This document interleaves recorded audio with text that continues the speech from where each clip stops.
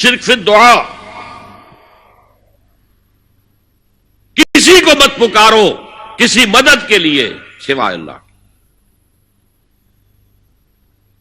وَأَنَّ الْمَسَاجِدَ لِلَّهِ فَلَا تَدْعُوا مَعَ اللَّهِ أَحَدًا، اللہ کے ساتھ، یعنی ایک تو یہ کہ اللہ کو چھوڑ کر کسی کو پکارنا، ایک ہے اللہ کے ساتھ پکارنا، اللہ کو بھی پکارنا اوروں کو بھی پکارنا۔ بدترین شرک ہے دعا اللہ کے لیے، ندا اللہ کے لیے۔ اس کا بھی ذرا میں تجزیہ کر دوں آپ۔ دیکھیے، ایک ہے عام مادی قوانین دنیا کے جو ہے اس کے تحت کسی سے مدد چاہنا، بھائی ذرا مجھے پانی پلا دینا، یہ بھی آپ نے مدد چاہی ہے نا۔ حضور کے بارے میں تو آیا ہے کہ آپ اتنے خوددار تھے صلی اللہ علیہ وسلم کہ اگر سواری پر ہوتے تھے اور آپ کا کوڑا نیچے گر جاتا تھا تو کسی سے یہ نہیں کہتے تھے کہ یہ کوڑا مجھے اٹھا کے دے دو، بلکہ خود سواری سے اتر کر کوڑا اٹھاتے تھے۔ تو یہ جو قانون مادی ہے اس کے تحت مدد مانگنا کوئی بری بات نہیں ہے، کوئی غلط بات نہیں۔ ماورائی اعتبار سے، غیبی اعتبار سے کسی سے مدد مانگنا کسے باشد کوئی ہو، شرک فی الدعاء۔ ان المساجد للہ فلا تدعوا مع اللہ احدا۔ ایک ہے استعارتن، استعارتن اقبال کہتا ہے ہمالا اے فصیل کشور ہندوستان، تو یہ خطاب بالکل ایک استعارہ سا ہے۔ اسی معنی میں مولانا حالی نے اپنی مسدس کے اختتام پر جو مناجات لکھی ہے، اے خاصہ خاصان رسول وقت دعا ہے، امت میں تیری آ کے عجب وقت پڑا ہے۔ وہ دی جو بڑی شان سے نکلا تھا وطن سے، پردیس میں وہ آج غریب الغربا ہے۔ تو اس معنی میں اس لفظ استعمال ہو جائے تو اس پر بہت زیادہ الرجک بھی نہیں ہونا چاہیے،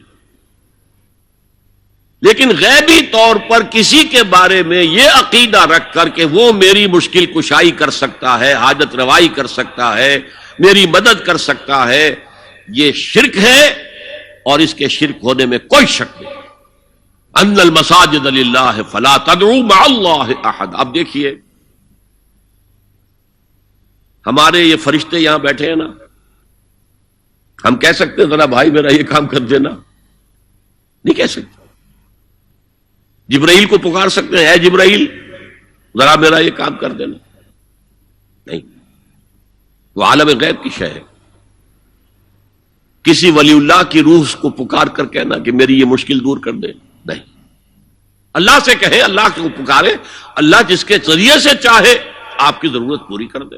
اس ضمن میں میں کہوں گا کہ شاہ ولی اللہ دہلوی نے ایک بات کہی ہے، اگرچہ مجھے اس کی کوئی دلیل اپنے طور پر انڈیپینڈنٹلی کتاب و سنت میں نہیں ملی ہے، لیکن شاہ صاحب کا ایک مقام مرتبہ ہے جو میری نگاہ میں بہت بلند ہے۔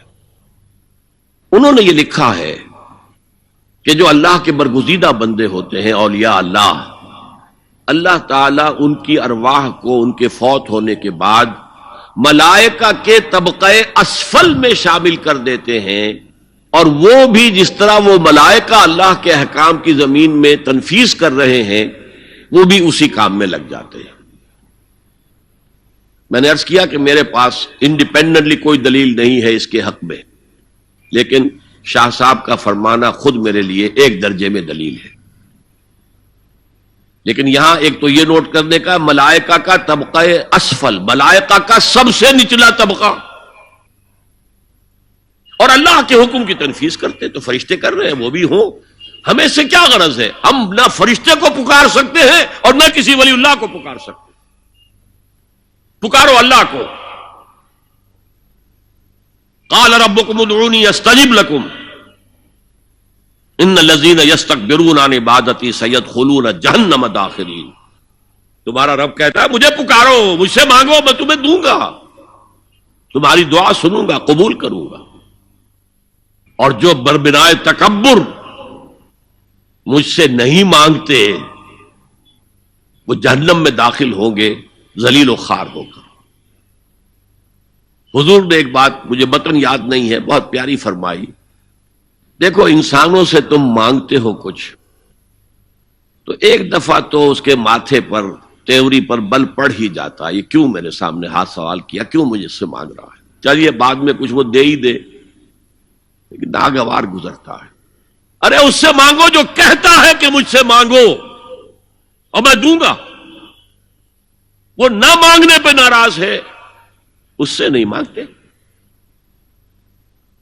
رات کے آخری ساعتوں میں، یا جسے آپ کہتے ہیں the small hours of the morning, حدیث میں آتا اللہ نزول اجلال فرماتے، جس کو ہم نہیں جانتے کیسے نزول ہوتا ہے، ذات باری تعالیٰ اور اس کے متعلقات کے بارے میں جو بات آ گئی قرآن میں حدیث میں وہ ہم مانتے ہیں، کیسا یہ ہم نہیں جانتے، اس کا ہاتھ ہے کیسا ہے ہم نہیں جانتے، اس کا چہرہ ہے کیسا ہے ہم نہیں جانتے، اس کی ساق ہے، اس کی پنڈلی ہے کیسی ہے ہم نہیں جانتے، وہ سنتا ہے کیسے سنتا ہے ہم نہیں جانتے، کیا اس کے کان ہے، کیا اسے بھی ساؤنڈ ویوز کی ضرورت ہے سننے کے لیے، وہ دیکھتا ہے کیسے دیکھتا ہے ہم نہیں جانتے، وہ اترتا ہے کیسے اترتا ہے ہم نہیں جانتے، جو قرآن میں آ گیا حدیث میں آ گیا مان لیجئے بس، باقی یہ متشابہات میں سے ہے، اس کی کھود کرید میں پڑو گے تو فتنے میں مبتلا ہو جاؤ گے، ابتغاء الفتنۃ وابتغاء تاویلہ۔ لہذا حدیث میں آتا ہے کہ رات کے آخری ساعتوں میں اللہ سمائے دنیا تک نزول فرماتے ہیں، اور پھر ندا لگتی ہے حل من سائل فاعطیہ، ہے کوئی سوال کرنے والا مانگنے والا کہ میں اسے دوں، حل من مستغفر فاغفر لہ، ہے کوئی گناہوں کی معافی چاہنے والا کہ میں اسے معاف کر دوں۔ ہم انٹا غفیل سو رہے، ہم تو مائل بکرم ہے، کوئی سائل ہی نہیں، راہ دکھلائیں کسے، رہنو منزل ہی نہیں، راہ کسے دکھا، اللہ کے راستے پر چلنے کا فیصلہ کرو، اللہ کی راہ میں جہاد کا فیصلہ کرو، پھر اللہ راستہ کھولے گا، والذین جاہدوا فینا لنہدینہم سبلنا، وہ لوگ کہ جو ہمارے راستے میں جہاد کریں، محنت کریں، مشقتیں کریں، ہم لازماً ان پر اپنے راستے کھولتے چلے جائیں۔ تو دعا شرک فی الدعا، مانگو صرف اللہ سے، اللہ سے، اللہ سے، وہ چاہے کسی فرشتے کے ذریعے، چاہے کسی فوت شدہ ولی اللہ کی روح کے ذریعے سے، چاہے کسی کو بھی نہیں، براہ راست اپنے حکم سے، اس کی تو قدرت ہے جو چاہے کرے، کن فیکون، وہ جیسے بھی ہو وہ آپ کی ضرورت پوری کرے گا، وہی ہے جو کہ مشکلات کو حل کرنے والا ہے، وہی ہے کہ رزق دینے والا ہے، وہی ہے جو مرض سے شفا دینے والا ہے، پکارو اسی کو، مانگو اسی سے۔